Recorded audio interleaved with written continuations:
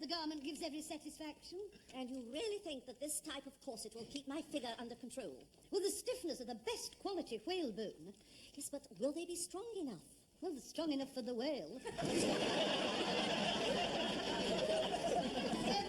You and Mrs. Axelby was at the Palais dance. Oh, yes.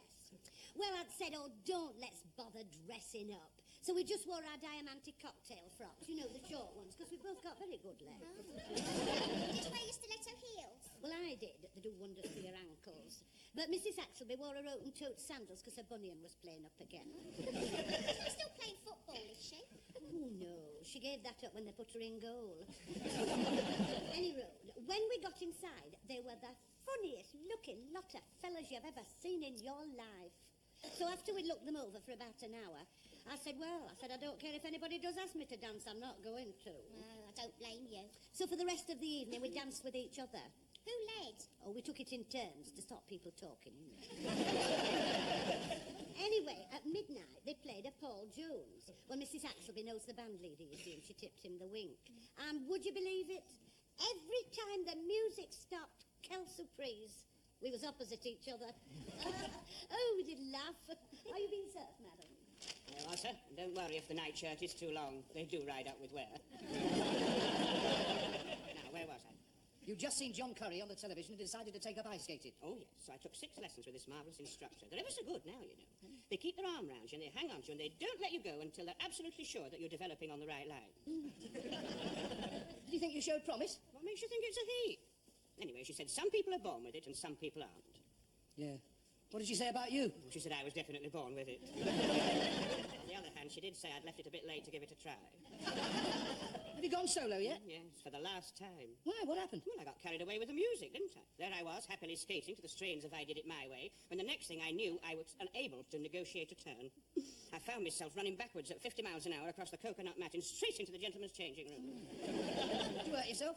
Nothing that nature couldn't mend. I made a lot of new friends, sir. Mr. Humphreys, Mr. Lucas, you've done nothing but gossip all the morning. Try and pay attention to customers. Sorry, Mr. Grainger. Are you being served? That's my customer. I saw him first. Are you being served? What with him? As from next Monday, it's bra week, and he's got to lose the centre stand to Mrs. Slocum's underwear. He ought to be put down, you know. He was like a little old tin Hitler. Still, as my mother always said, you know, life is like a game of chess. At the end of the day, the black pawn and the white queen both go in the same box. That's something to look forward to. And I've put the tights in here as well. And don't worry if the gusset hangs a little low. You'll find it will ride up with wear. Yet another sale, Mrs. Slocum? Oh, yes, Miss Bronze and I do seem to have the golden touch this week. I wish I could say the same for Mr. Grainger. He insists on taking every sale for himself, and more often than not fails to complete it. Is that why he's been so bad-tempered? That, plus the fact of your having your special undie drive next week. Ooh, has he heard about us getting a centre stand? He has indeed. And he has appealed over my head to Mr. Rumbold. Fancy. The cheek of it. Don't worry, Mrs. Slocum. Mr. Rumbold would not likely overturn my ruling on the matter. What does it feel like to have such power? Frightening. Oh, shall I change the central display unit over now, Captain Peacock? Not yet, Mr. Harmon. Do you know how to set up the display unit, Captain Peacock? Why do you ask? Because in 5 minutes' time, you're going to have to do it. Because I've got tickets for Queen's Park Rangers. I have to await the final decision of Mr. Rumbold. Oh, that reminds me. They give me this. Oh.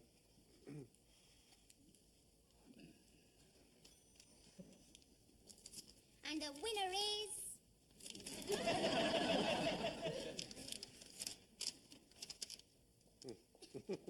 Come with me, Mrs. Slocum. Can I come too? What do you think, Captain Peacock? In this case, it would be more tactful if the meeting was confined to the senior sales staff. I'm sorry, Miss Brahms, not this time. Where is Mr. Grainger? He's looking for a 32-34 herringbone for a customer. Well, where's the customer? He left 5 minutes ago. I think we'll find these a snug fit, sir. Where's he gone? The complaints department. People nowadays have no patience. Are you free, Mr. Grainger? No. I've got to take these fiddling trousers back to the fiddling. You're a junior. I'm not the junior. Mr. Lucas is the junior. You're my junior, so you can damn well take them. In that case, I shall pass them on to my junior. As far as I'm concerned, you can throw them out of the window. No, temper. Mr. Lucas, see to these. Don't take it out on me. And don't you answer me back or you'll get my dander up. come over here, Mr. Grainger. Yes, Captain Peacock, what is it? You saw fit to appeal against my ruling regarding the centre stamp. I have here Mr. Rumbold's final decision on the matter. Which is? Appeal disallowed.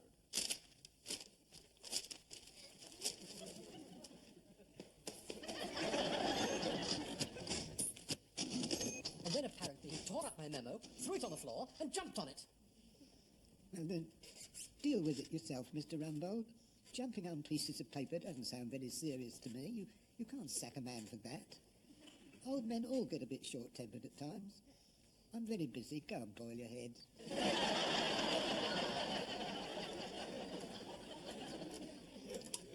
Peacock, you'd better all come in here, except for Mr. Grainger. But don't let him leave the store,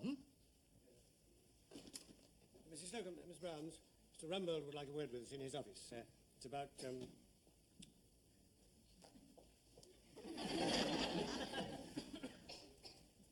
Lucas, Mr. Humphreys. Yes, Captain Peacock. Mr. Rumbold would like a word with us in his office. Oh, is it about, Is it about,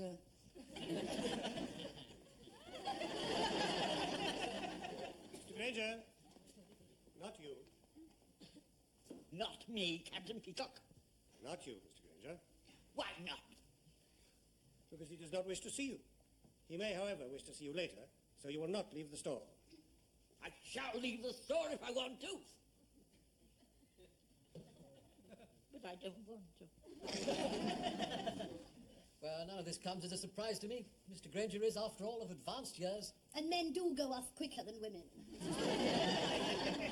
impossible to live with? He's been ever so crabby. I don't want to say anything against him, but I think he's going soft in the head. He should have retired some time ago. I mean, he went completely to pieces in the sale last week. And it's his eyesight as well. He got his tape measure upside down the other day, measured a little Boy Scout for a pair of trousers, and gave him a 38 inside leg. And he buttoned the waist over the little lad's head and said they'd ride up with where? What about the till? Do you know his hands shake so much it's like roulette? Only this afternoon he rang up no sales, £74. Now, what are accounts going to make of that? Well, his earrings going as well.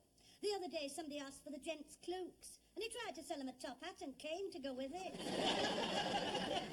Yes, but what are we going to do about it? Well, I suppose so. We could do what they do with faithful old horses who can no longer pull their heavy load along life's highway. You mean put them out to grass? No, send them to the knacker's yard. I think the general consensus of opinion is that he should go. Yes, but how are we going to replace him? Mr. Humphreys, have you got the confidence to step into his shoes? Oh, I have the confidence. And he has the experience too, haven't you, Mr. Humphreys? Doesn't it show in my face? And could Mr. Lucas fill the gap left by Mr. Humphreys? I don't think he's ready for that yet. He needs somebody of a lot of experience to take over the middle position. Oh, I agree. What are you talking about? Alexander the Great was only my age when he died, and he was practically ruling the world. Yes, but could he take an inside leg? Well, he'll never go of his own free will, and there's no reasoning with him. I mean, look at the way he tore up your memo. Mrs. Slocum's right. What a pitiful sight it's going to be, isn't it? Mr. Rumbold forcing him into the lift, pressing the down button, the doors closing for the last time on that tear-stained, wrinkled old face as it disappears forever into the bargain basement. Don't let him have my tape measure. Let me say farewell to my trousers. Mr. Lucas, please. Quite right, Captain Peacock is not ready for promotion yet. Will you tell Mr. Grainger so? No, these forced retirements are very tricky things. It would be better coming from young Mr. Grace himself. I think Mr. Rumbold's right. Oh, thank you, Mr. Lucas. Well, it's very difficult to tell somebody in their 70s they're too old. It softens a blow if it comes from somebody in their 80s. Are they still in there? Yeah, I did what you asked me to do. I stood outside the door and listened. Do you want to hear the good news or the bad news? The good news? Well, the good news is that I could hear every word they said.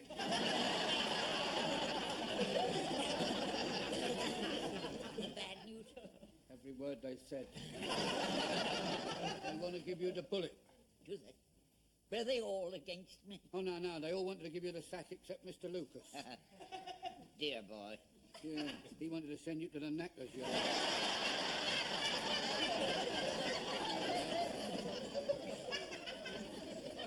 I have been very crotchety lately, you know.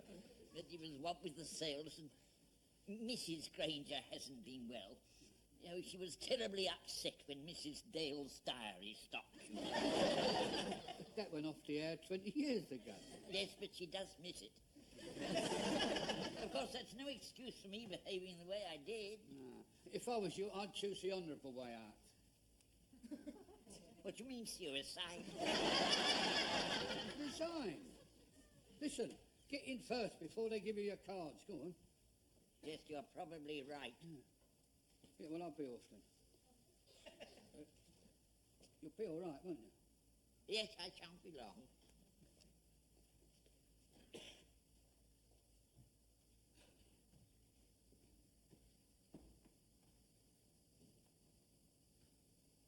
You'll keep in touch with us all. Oh, yes, I will. And thank you very much, Mr. Harlan. You've been very kind to me.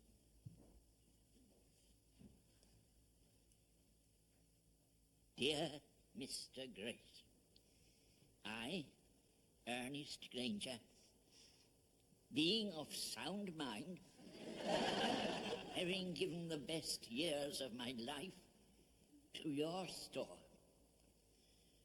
regretfully... Well, here we go again. Another week of magic at Grace Brothers. Just get these covers off Alexander the Great. You stepped into Mr. Granger's shoes already? It's obviously not coming in. I mean, when anybody leaves a rolled-up tape measure and a letter addressed to Mr. Grace, it can only mean one thing. He's resigned. After the night of the long knives. We were only doing our duty. When questioned, I answered nothing but the truth, as my mother always taught me to do. Well, he brought it all on himself. He was thoroughly obstropulous to me last week. You can't help feeling sorry for him, can you? Well, there's no need to. He's made his own bed, he must lie in it. Yeah, next to Mrs. Grainger. Whilst he's lying there, he can explain to her that they'll probably spend the rest of their lives in bed together on account of the fact he can't afford the central heating on his old age pension. You was the one who wanted him knackered. I don't think we need to reproach ourselves. After all, the decisions are not in our hands. We do not employ Mr. Grainger. We do not sack Mr. Grainger. Mr. Grace does. Yeah, but he'll still blame us, won't he? Of course he will. He'll come in here and he'll take it out on all of us for the next 2 weeks while he's working out his notice. Are we going to buy him a farewell present? Not unless he apologises. Oh, I don't think there's much chance of that. I understand that Mr. Harmon reported our discussion to him, word for word. He didn't. How could he do a thing like that behind our backs? Deceit, thy name is man. Hey, that's the lift. That could be him. Oh, what should we do? Nothing. He's started it. It's up to him to make the first move. Good morning, everybody. I very must apologise for being late. I will take note of your apology, Mr. Grainger. May I have a word with you, Mrs. Slocum? Don't start. Don't you start. Miss Brahms, get behind me. Captain Peacock, I want you to listen to every word that's said. Oh, well, in that case, I suppose I'd better say it to everybody. I'm very sorry that I was so rude and unpleasant to you all. It was very wrong of me indeed. Will you forgive me, Mrs. Slocum? Of course. Miss Brahms, Mr. Lucas, Mr. Humphreys, my dear colleagues. Stephen, what can I say? Oh, it's too much. I'm all over. I'm just going to take off my coat. Well, I'll go to the foot of our stairs. What was all that about? Oh, I feel awful. Our colleague has just uttered the most difficult phrase of the English language. I'm sorry. Well, it was his fault. That's what makes it so difficult. You know, it's the sort of thing that saints do. I wonder if he's had some spiritual awakening. You know, it's the sort of thing that happened to St. Joan when those soldiers lit them faggots under her feet. That was enough to make anybody sit up and take note. I expect you're wondering what's made this complete change in my attitude. We were discussing it, Ernest, yes. Were you very moved, Mr. Grainger? Did you have a deep religious experience? No, I won the pools. I did a perm on the triple chance and I got 8 draws. I wasn't going to tell you, but I just couldn't keep it from you any longer. Look. How much have you won? Well, there were only 10 on the coupon this week. It could be worth a fortune. Here, I give a forecast. Here we are. 23 points and over, claimed by phone or telegraph. Have you claimed? No. He hasn't. Get on to them. I won a first dividend once before, you know. That was in 1936. Yes, I got £22.15 and 6 pence. I think it might be as much as £50 now. You're a bit behind the times there, Mr. Grainger. Last week there were only 9 draws and somebody won £500,000. £500,000? Glass of water for Mr. Grainger. How much do you suppose Mr. Grainger's won? Well, there's every chance that dear old Ernest has won something in the region of £500,000. Oh, what a stroke of luck. And just when he'd lost his job. So that's the point, sir. He omitted to put an X in the little box that says no publicity. Good Lord. We shall be besieged by the press. There'll be pictures of him shaking hands with Bruce Forsyth. Oh, well, he'll probably enjoy it.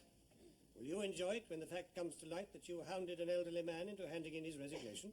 I didn't do it. You placed the facts before me. But you said he had to go. Nobody knows that. I do. We'd better get that letter of resignation back. I thought you might come to that conclusion. Oh, well, leave it to me, Peacock. I was going to, sir. And don't worry if the hat keeps falling over your eyes, sir. It'll ride up with wear. How long does it take them to phone back? And the fellow from the pool said any time between now and 5 o'clock. My nerves are in shreds. Look at my hands. That one's shaking more than that one. Well, I'm right-handed, aren't I?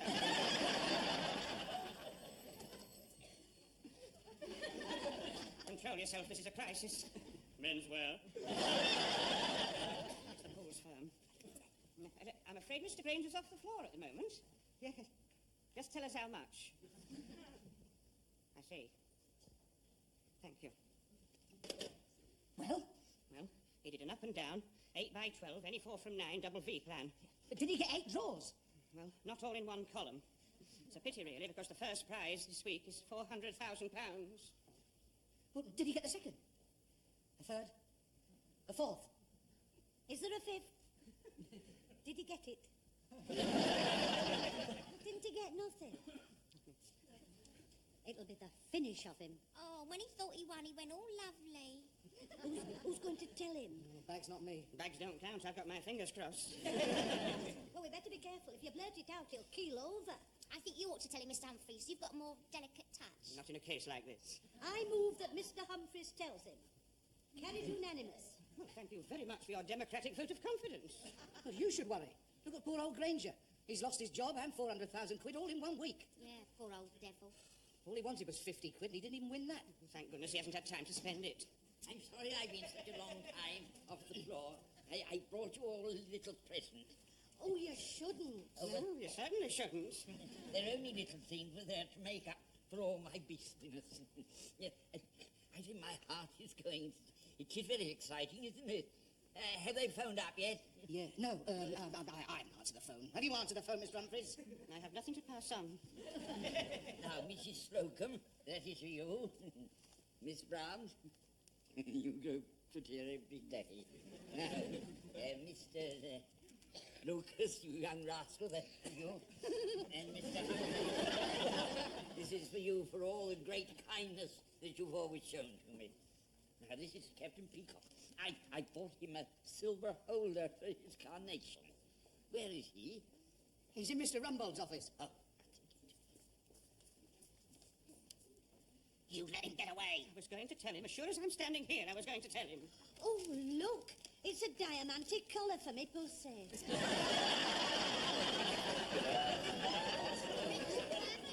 must have cost at least 8 quid. This is a battery shaver. And a blow dryer with 3 speeds. Don't use a fast one, you'll blow it away. Do you realise he spent about 50 quid? We'll have to give them back. Well, we can't do that, can we? That's no good. I mean, they don't give you money back here, they just give you a credit note.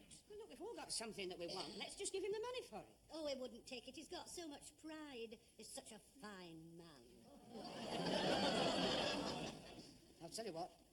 We'll tell him that the Pools firm rang up, but his drawers were in the wrong place. And he's won 50 quid.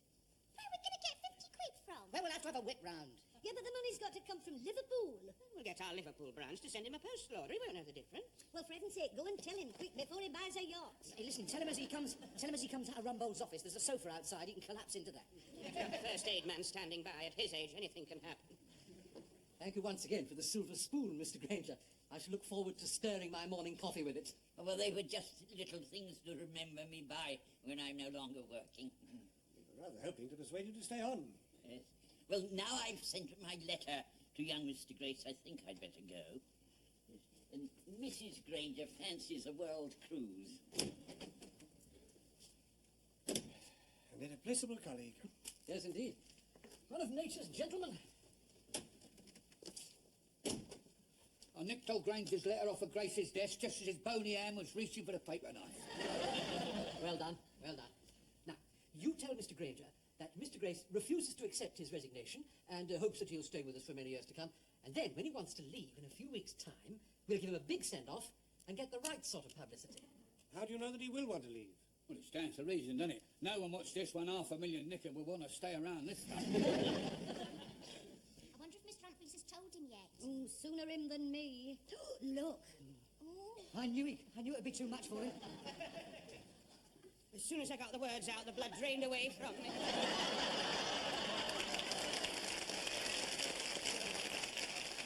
Is he all right? Oh, there you are. He's had a terrible shock, you know. I only won £50, did you know? Oh, what a disappointment. Well, I must say, I would have liked to have had a few £1,000, especially as I'm not going to be working anymore. I've got good news for you, Ernest. Mr. Grace wouldn't hear of your resigning. He even refused to open your letter. What's more, he hopes you'll stay on as long as you like. You really are all being very, very kind. I was very naughty, you know, very naughty. But I got into this terrible mood, and I just couldn't get out of it. Oh, well, you're better now. Yes, oh yes, I feel that as though I've been reborn, you know. You wait till you hear my letter. Now, dear Mr. Grace, I, Ernest Grainger, being of sound mind, that wasn't true for a start, having given the best years of my life to your store, regretfully have to tell you that you're a miserable old boot. Wait, it gets funnier. Captain Peacock's nothing but a nitpicking old busybody. And Mrs. Slocum is a frustrated old cow.